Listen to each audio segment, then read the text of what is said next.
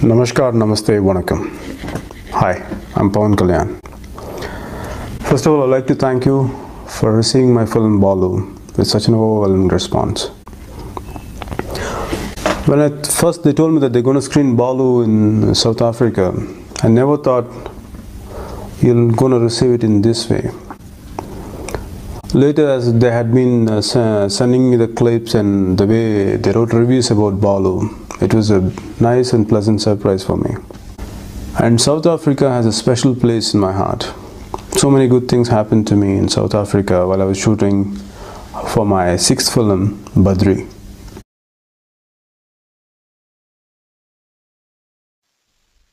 గత కొద్ది రోజులు 2-3 చోట్ల జరిగిన సంఘటనలు, ఈరోజు చాలా చోట్ల జరిగిన సంఘటనలు అన్నయ్య చిరంజీవి గారికి మిగతా అందరికి ఎంతో మనస్తాపాన్ని కలిగింది.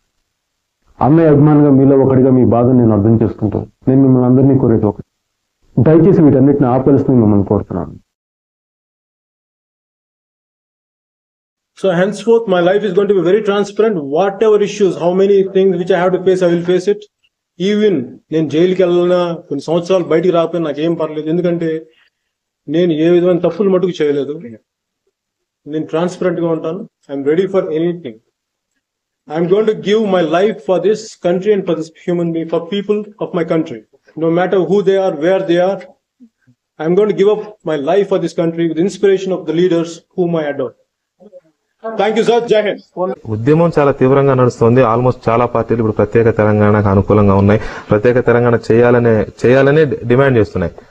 మీరేమంటారు అనేది నా క్వశ్చన్. ఎందుకంటే నేను ఒక సందర్భంలో మీకు నేను ఎట్లా ఆలోచిస్తాను, వ్యక్తిగతంగా మీరు భారతదేశం నుంచి విడిపోవట్లేదు కదా. భారతదేశం నుంచి విడిపోతున్నప్పుడు నేను అభిప్రాయం చెప్తాను. ఇది భారతదేశం నుంచి విడిపోయినప్పుడు సమస్య ఉంది. ఆంధ్ర నుంచి విడిపోతుంది, సెపరేట్ తెలంగాణ అనేది విడిపోవాలి. తెలంగాణ గానీ ఏదైనా సరే అన్ని భారతదేశం అంతర్భాగమే కదా. భారతదేశం నుంచి విడిపోతున్నప్పుడు నేను ఒక భారతీయుడిగా మాట్లాడతాను తప్ప నేను ఒక తెలుగు వ్యక్తిగా నేను మాట్లాడలేను. వక్ఫ్ బోర్డు ఆస్తులను కాజేసిన వాళ్ళని దేశద్రోహి అనరు, దైవద్రోహి అను. నేను మాట మార్చుకున్నాను. హీఈస్ నాట్ దేశద్రోహి, హీఈస్ దైవద్రోహి.